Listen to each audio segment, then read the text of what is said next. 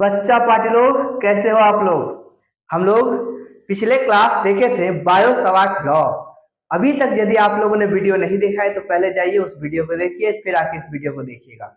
उसमें हम लोगों ने क्या बताया था कि किसी भी करंट एलिमेंट, मतलब कोई भी यदि कंडक्टर का एक छोटा सा पीस है और उससे करंट जा रही है तो उसके कारण हम लोग मैग्नेटिक फील्ड निकाल सकते हैं। ये हम लोगों ने डिस्कस किया था। लेकिन अभी तक ये मैग्नेटिक फील्ड का डायरेक्शन किधर होगा इसकी चर्चा हम लोगों ने नहीं की थी। तो आज के इस वीडियो में यही चीज डिस्कस करने वाले हैं कि किसी भी कंडक्टर के कारण जो भी मैग्नेटिक फील्ड बनेगी उसकी डायरेक्शन किधर होगी। तो आज हम लोग बायो सवार्ट लॉ का वेक्टर फॉर्म देखने वाले हैं। वेक्टर फॉर्म जिसमें हमको डायरेक्शन बताएगा। अभी तक हम लोग जो भी पढ़े वो केवल और केवल मैग्नीट्यूड फॉर्म पढ़ा है, लेकिन फिर भी अभी तक डिस्कस नहीं किया है कौन सा डायरेक्शन। तो आज का हम लोग का जो टॉपिक होगा वो होगा vector form of Biot Savart law. आज का हम लोग हेडिंग क्या है, वेक्टर फॉर्म। छोटा सा टॉपिक है, ठीक है। Vector form of bio, T silent होता है, बायो सवार्ट लॉ।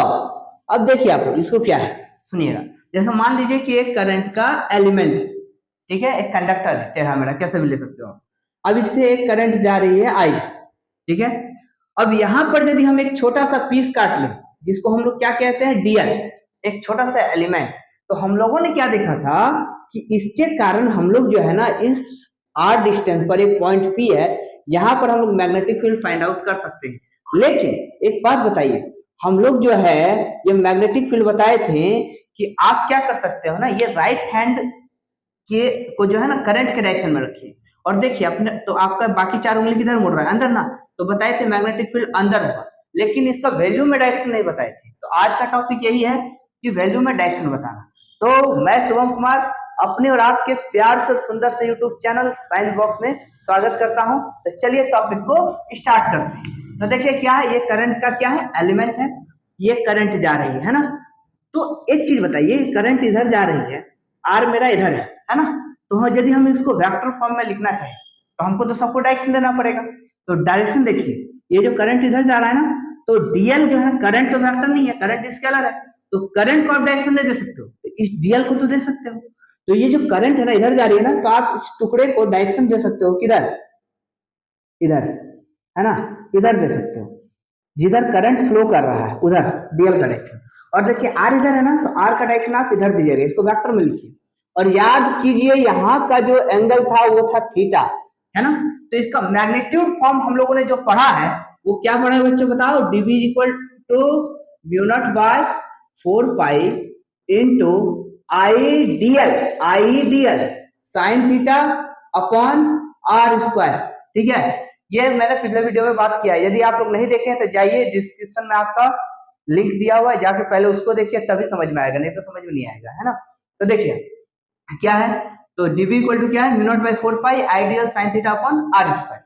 अब आते हैं इसका डायरेक्शन कैसे देंगे। डायरेक्शन तो पता नहीं चल रहा है, डायरेक्शन आपका किधर है, अंदर। तो इस फॉर्मूला से हम डायरेक्शन कैसे दिखाएंगे। तो देखिए एक चीज ध्यान से देखिए, डीएल आपका इधर है, आर आपका इधर है, डीएल इधर, आर इधर, और मैग्नेटिक फील्ड किधर है, अंदर। तो यदि हम इसको बनाए तो ध्यान से देखिए, डीएल इधर है, आर इधर है, ठीक है, डीएल इधर, आर इधर, तो मैग्नेटिक फील्ड किधर है, अंदर की तरफ। तो यदि हम कहें कि बताइए, क्लास 11 याद कीजिए, वेक्टर ये क्या है, डीएल, और इधर क्या है, आर। तो d l cross r, d l cross r, तो हमको दिख रहा है कि मैग्नेटिक फील्ड क्या है, डीएल क्रॉस आर।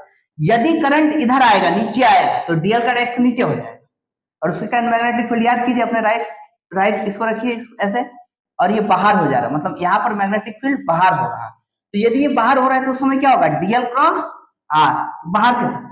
तो हमको जो भी मैग्नेटिक फील्ड मिलेगा वो किधर मिल रहा है, डीएल क्रॉस आर के डायरेक्शन। तो देखिए बच्चे यहां से क्या होगा, ये तो मैग्नीट्यूड फॉर्म हम लोगों ने पढ़ा है। अब इसको लोग वेक्टर देने वाले, वेक्टर कैसे देंगे, देखिए यहाँ पर जो मैग्नेटिक फील्ड क्या था, डीएल और आर के परपेंडिकुलर अंदर की तरफ। तो हम क्या करते हैं ना बच्चों, ऊपर और नीचे एक आर से इंटू कर देते हैं। तो mu naught by 4 pi into I, और देखिएगा ध्यान से, DL into R sine theta, और नीचे में हम कर देते हैं आर क्यूब। क्या किया बताइए, ऊपर में एक आर दे दिए, नीचे में एक आर दे दिए, इससे क्या हो गया, आर ऊपर एक आ गया, नीचे कर सकते हैं, कोई दिक्कत नहीं, कट जाएगा तो आर स्क्वायर ही बचेगा। तो हम ये कर सकते हैं। अब हमको क्या दिख रहा है, डीएल वेक्टर है, आर इधर है और मैग्नेटिक फील्ड अंदर है, दोनों पर परपेंडिकुलर है, दोनों पर परपेंडिकुलर है। तो देखिए डीएल अपने राइट हैंड को, वेक्टर का रूल क्या है, पहले डीएल पे रखिए हाथ को, फिर आर के तरफ मोड़िए। तो किधर जा रहा है, अंदर की तरफ। तो डीएल आर और साइन थीटा, तो इसको हम क्या कह सकते हैं बच्चों, देखिए अब इसको वेक्टर अब डायरेक्शन देंगे है ना, ध्यान से देखिए। तो डीबी के ऊपर में लगा रहे हैं एरो, लगा दिए एरो। अब इसको हमको डायरेक्शन मेंशन करना पड़ेगा कि डायरेक्शन किधर है। तो ध्यान से देखिएगा, mu naught by 4 pi, mu naught by 4 pi I current और डीएल आर साइन थीटा, और आपको एन कैप लगाना पड़ेगा, n cap by r cube. What is the n cap? N cap एक ऐसा यूनिट वेक्टर होता है जिसका डायरेक्शन इन दोनों के परपेंडिकुलर होता है, इन दोनों के परपेंडिकुलर।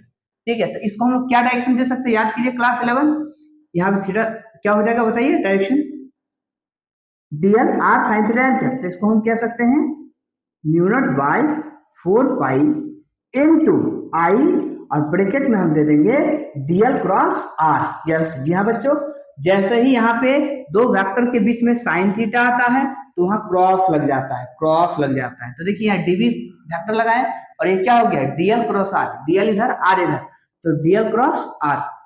ठीक है, ये हो जाएगा मेरा वेक्टर फॉर्म। ये कौन सा है, ये वेक्टर फॉर्म है, क्योंकि इससे हमें क्या पता चल रही है, डायरेक्शन पता चल रही है।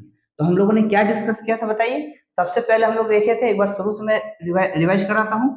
मैग्नीट्यूड फॉर्म की बात करेगा तो हो जाएगा mu naught by 4 pi into I d l sine theta and r square. इसमें कौन क्या था, म्यू नॉट बाय 4 पाई का वैल्यू आपको बताया था 10 टू दी पावर -7 होता है।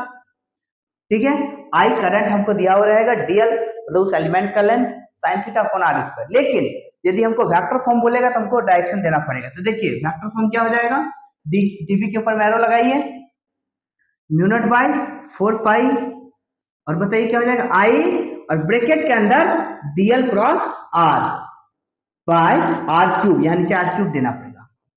ठीक है, इससे हमको डायरेक्शन पता चल रहा है कि जो भी मैग्नेटिक फील्ड होगा वो डीएल क्रॉस आर में होगा। एक डीएल और आर, यदि करंट नीचे जाएगा तो डीएल नीचे हो जाएगा, आर तो डीएल क्रॉस आर।